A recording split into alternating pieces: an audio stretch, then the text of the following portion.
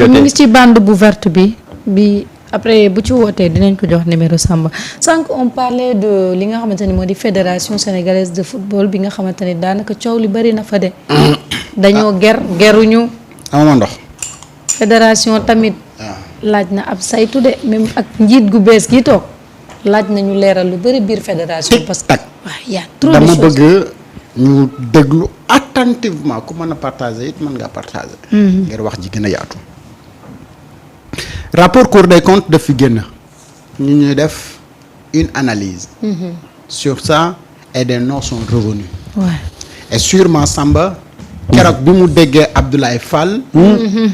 bi ma defee man benn voix off di ko lii dama insister ci ne. waaw moom inspecteur trésor la woon. et bi ñuy def fii analyse ci rapport Cour des comptes bi turam dafa ñëw ci li ñuy wax la dette cachée mu bokk si ñi nga xamante ni rapport bi dafa bind na ñoom ñi dañu manœuvrer ci li nga xamante ni moom la ñuy wax dette cachée bu Sénégal bi. Aujourd'hui cette personne là moom moo nekk le président de la fédération sénégalaise de football moom Mame Laye comme ni ko waa dëkkam di woowee waa Bambey. moom Mame Laye lañ koy woowee. Abdoulaye Fall.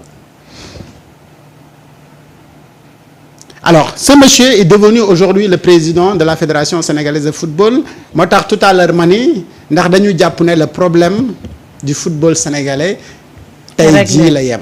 alors nañu intéressé wu un peu ci coalition bi nga xamante ni moom moo porté woon candidature am ci fédération sénégalaise de football kan la composé am na kuñ tudd tout à l'heure ne dañ ko cité ci scandale muy Cheikh Seck am na ko nga xamante ni xamoon nañ ko fii mu nekkoon ministre de la République Abdoulaye Seydou Sow am na ko nga xamante ni ñëpp xam nañ ne il s'est fait beaucoup d'affaires ak le régime de Macky Sall tudd naa ko tout à l'heure ba doon laaj ana titre foncier ba nga xamante ni permettre na ko mu am 1 milliard naka la def ba am ko et cetera na ci gars yi ubbi l'enquête xool ba xam fan lay mujjee muy Elimane Lam nekk également ci vice-président yi nga xamante ni ñuy fa su ma juumalee mooy 5e vice-président bu fédération bi te moom it mën na am ci fan yi di ñëw dossier moom Abdoulaye Fall mi amaana dans 6 mois wala lu ko gën a yées turam dinañu ko dégg ci ay scandale ci la gestion yi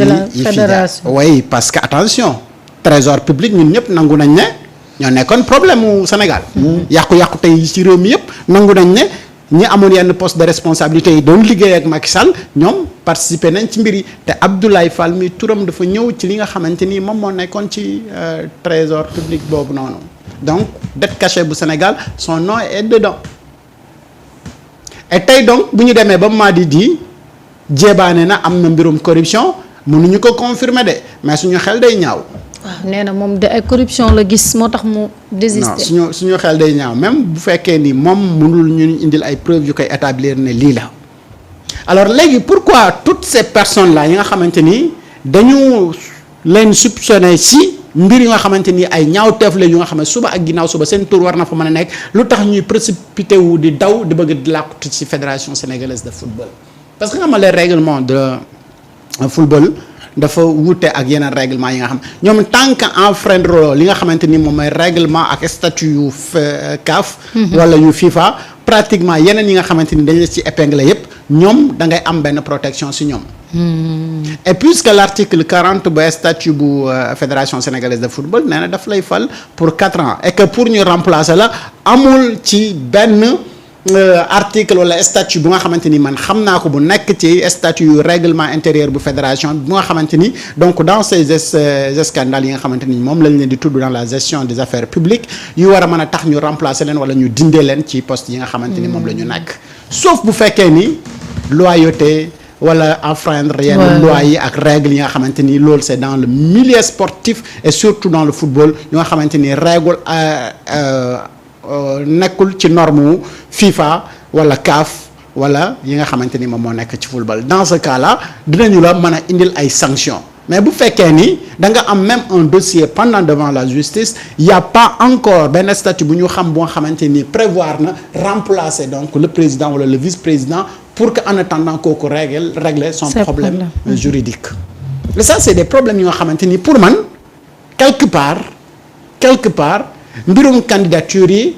waroon nañ ko mën a xool avant moo yegg si fii. je pense que ni le ministre devait veiller sur tout ça pour dire telle personne kat comme am na yoo xamante ni dañ koy njort dans l'avenir. pour moom il n'a pas encore le droit de diriger telle instance. normalement. et boo xoolee ni nga xamante ni moom la demee ak xaalis bi nga xamante ni moom la dépensé ak sa coalition bu ñu xalaat gum ne le problème du football sénégalais mais c'est cette équipe là qui va régler le problème non man day awma si benn njort bu rafet. topp gis nga bu ñu demoon ba bureau FIFA ya ñu dugg fa làqatu. bu ñu leen waree traqué. ñu danañ ko def bu jaree sax FIFA sanctionner le Sénégal. s'il trouve que c'est des gens yu ñu war a woo àtte leen on va le faire man dama tourner gis fédération dafa mel ni assemblée. comme assemblée. mais gis gars yi gravité autour du football ma ne mais gars yi kañ la ñu dugg ci football ba takk ci répp nii bay laaj fédération.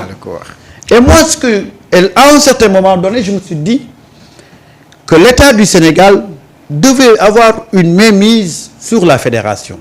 C'est-à-dire que pas de façon.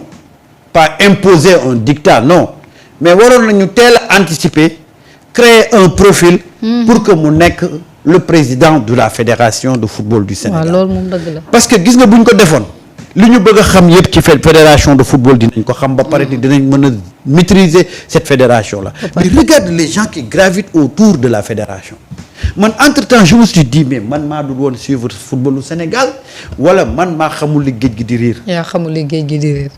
mais des gens yoo xam ne mais pratiquement inconnus au milieu qui se sont wala bañ ci duggee yàggul mais ñoom nga jékki-jékki rek gis leen ñu ci katoo fédération sénégalaise de football.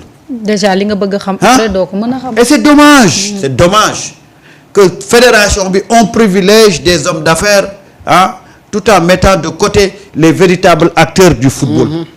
tey man xawma Madi Touré je le connais pas.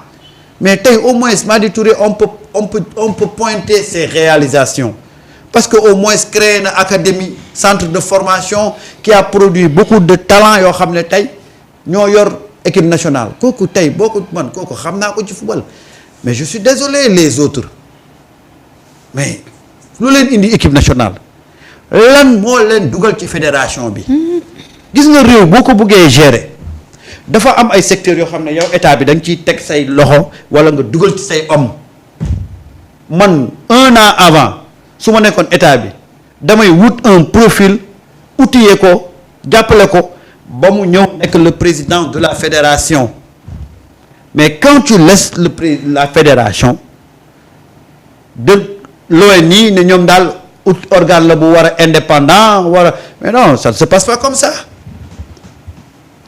réewu Afrique yi warul demee noonu parce que ñun en matière de gestion il y a un problème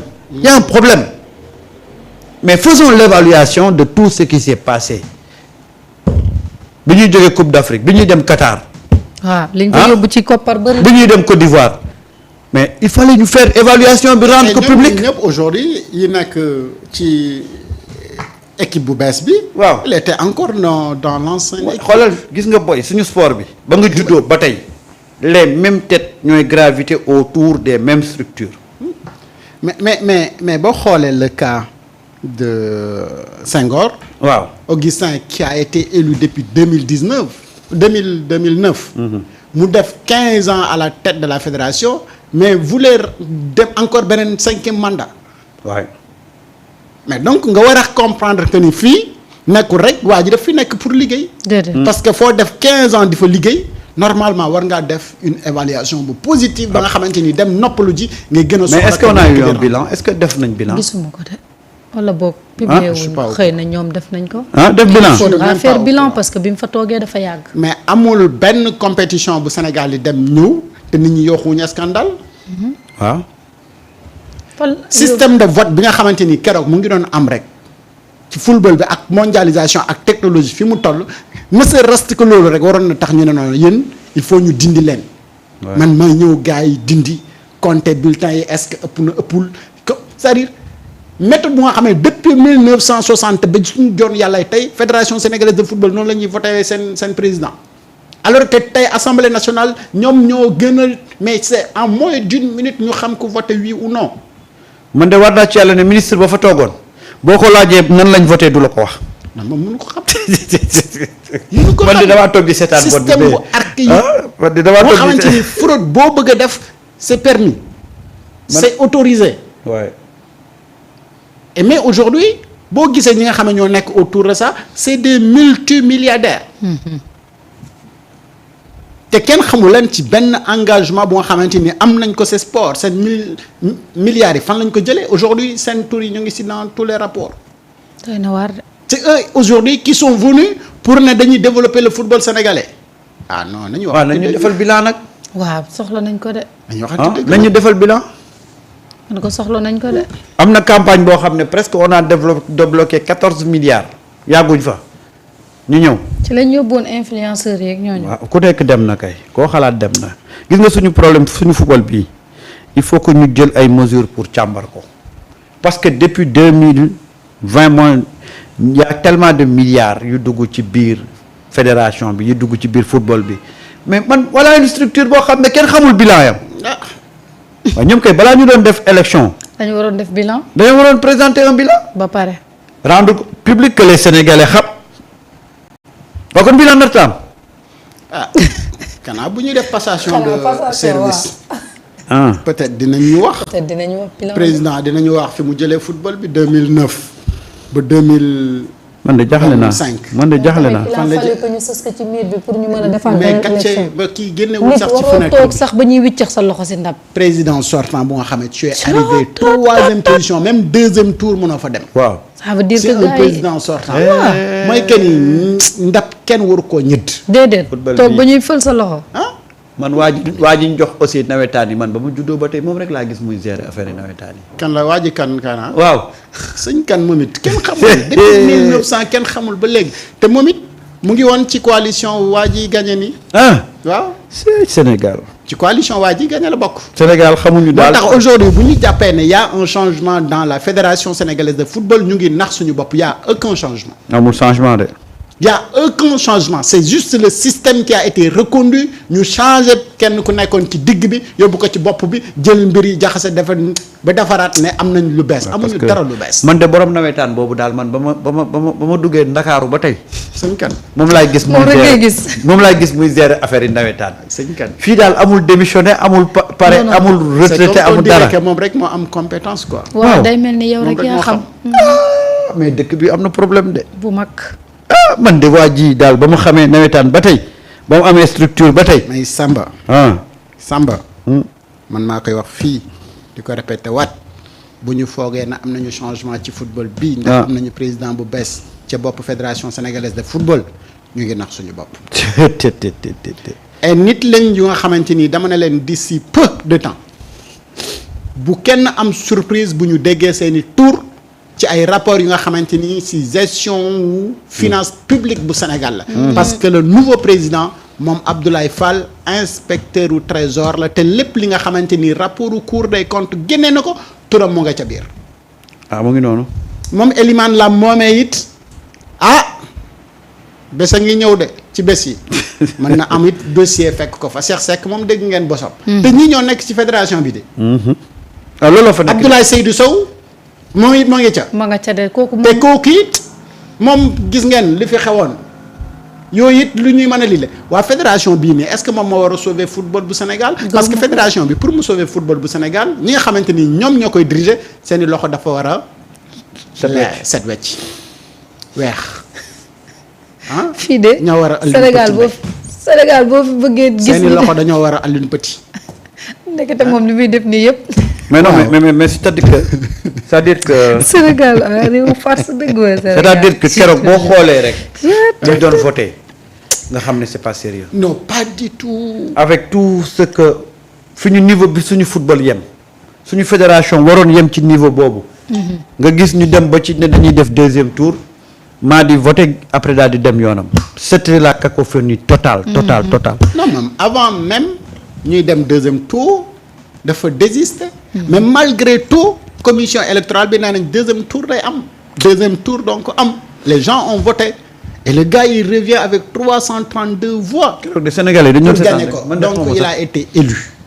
mais dama ne nañu taxaw ci la personne bi nga xamante ni moom moo nekk l'actuel président de la fédération sénégalaise de football doon liggéeyee trésor public ñu dem càmbari rapport bu cour des comptes ak lan mooy implication am ci yàqu-yàqu yi nga xamante ni finance publique bu Sénégal am na ko. ku mën a yàq finance publique bu Sénégal bu ñu la joxee fédération ak la nga xamante ni moom moo ci am yëpp yow ak sa équipe mais bu fekkee ne dañu compter ci ñooñu pour régler le problème du football sénégalais c'est un problème. et xam nga pourquoi nag cette question mérite d'être posée mooy période bii ñu toll ak football Sénégal fi mu toll dañu toll ci période bu nga xamante ni football Sénégal dafa nekk def transition.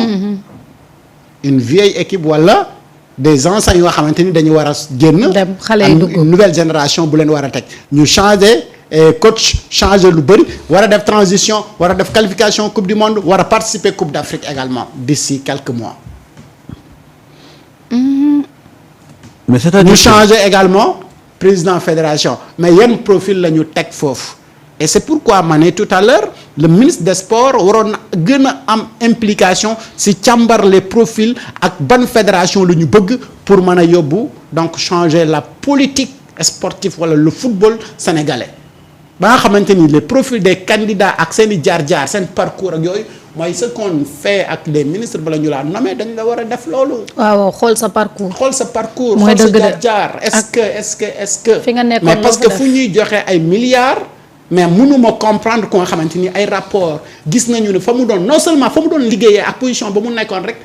ci finance publique yow am na lu nga xamante ni ñu ngi koy dute ci yow ñu jël li la jëlaat yóbbu la benn structure wala benn institution bu indépendante. doy na waar de. moo xamante ni peut-être statut yi nga xamante ni moo ko réglementé sax c'est des statuts internationaux bokkul ak règlement wu sa dëkk pratiquement.